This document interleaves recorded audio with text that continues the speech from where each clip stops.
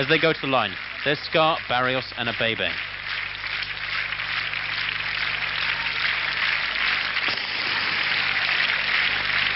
A real scramble here, Tim, for getting in the right positions. Big field again. Yes, very big field, Tony. That looks like Steve Placencia gone out in front to be the rabbit.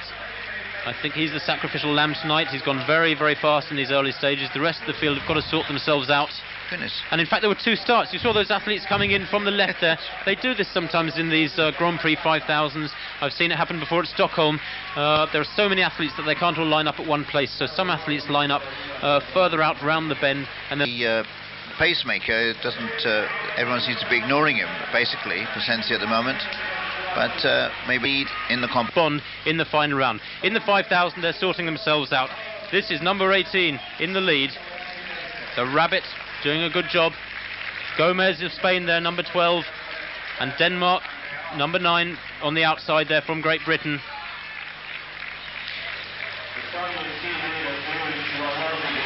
And number 29 up there, Tim. Yes, the field's still sorting itself out in these early stages, Tony. Dragging them round here, doing a very good job, the rabbits. And you can see how strung out they are. They've done 1,500 metres. We'll be back to this straight after. Jim Farmer, the rabbit, doing a great job here, pushing them along in the front. Coming up to 5 laps gone. Khalid Skah on his shoulder in second place. Skah running an aggressive race. He dropped out of this race last year, which was won by the Irishman John Doherty. Skah was very, very disappointed that night, although he had a fabulous summer on the Grand Prix generally and indeed won the Grand Prix 5000. And in fourth place, Addis Abebe.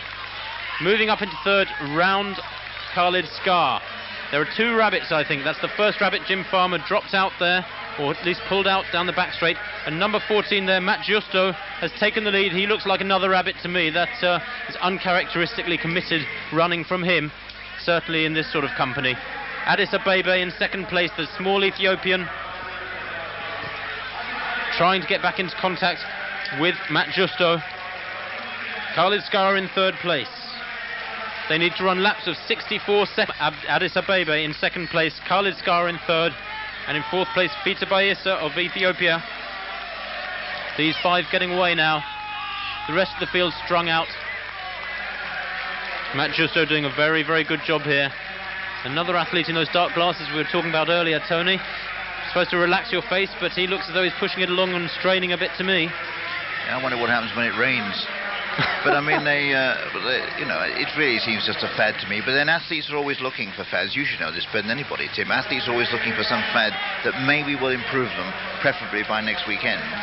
Well, that's right. If somebody can show me a world record that has been set with somebody wearing dark glasses, I'll be very, very surprised. Certainly none of the middle and long distance records have been set wearing dark glasses. I don't think Saida Wita would think much of running in them. This is Addis Abebe now as they approach the 3,000 metres point.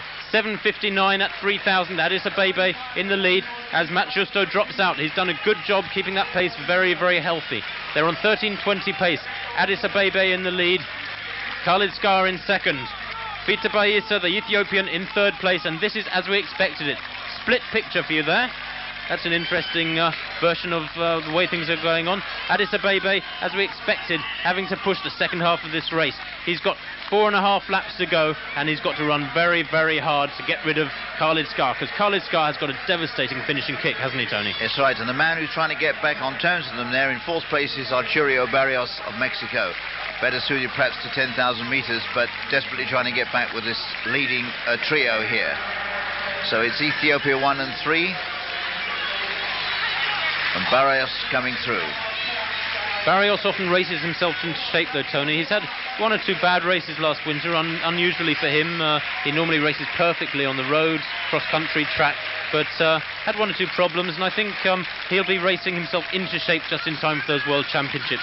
Certainly doesn't look to be in fabulous shape here, not in his 27:08 World 10,000 record shape anyway. Look at that, he's gradually dropping back from this leading trio. Addis Abebe running very, very aggressively here at the front. Khalid Skah virtually tripping over his heels, looking relaxed there in second place. The world cross-country champion, of course, from last March in Antwerp.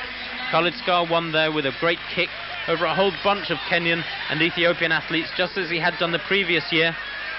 And Fiti Bagisi of Ethiopia also looking very comfortable there in third place.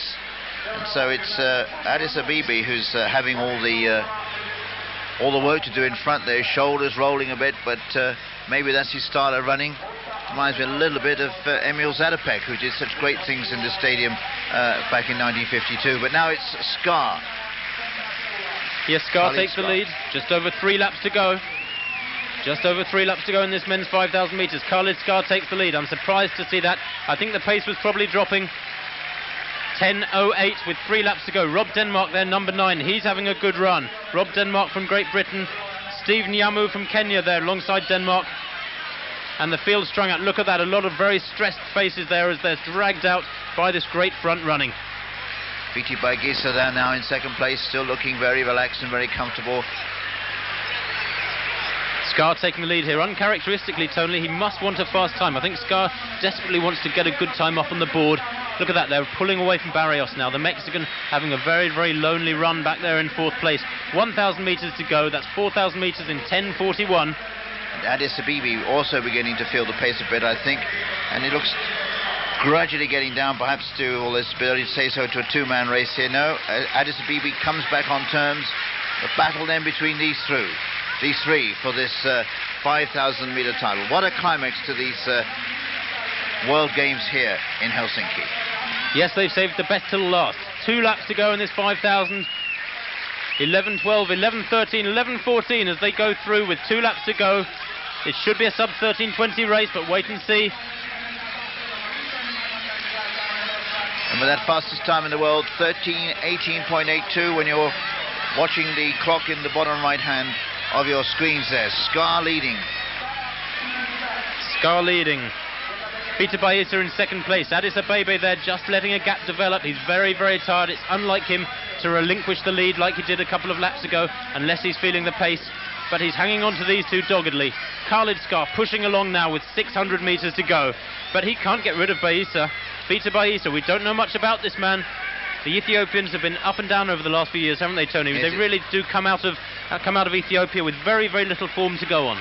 One of these extraordinary. They come out of there, they come down from the hills above Addis Ababa, and suddenly they emerge on the world scene. Quite extraordinary. Coming up to the bell now in this 5,000 metres. Khalid Skah of Morocco, the world cross-country champion, the Grand Prix winner of last year. 12.19, 12.20 at the bell. Khalid Skah knows he's got a big kick in those legs. Does Peter Baisa know it? Does Peter Baisa know the speed that Khalid Skah can generate?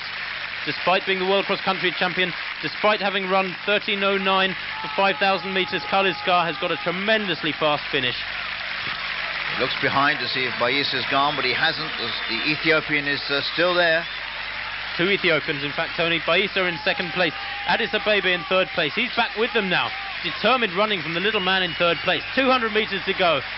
Khalid Skah speeding up, accelerating. Baisa trying to go with him, but the gap's opening. Look at that. Khalid Skah, 150 metres to go, coming into the straight now. Khalid Skah using that renowned kick. So many people fell victim to that fabulous finishing speed of Skah last year, and Baisa's going to tonight as well. Addis Abebe's out of it. He's going way back in third place, but coming to the line is Khalid Skah of Morocco. The 24-year-old lives in Norway during the summer months. 13.17.74. That's a world-leading time. Another world-leading time to go with that 1,500 metres from the Helsinki meeting. It's a wonderful climax, and there's Khalid Skah taking the applause of the great crowd who really appreciate their distance running here.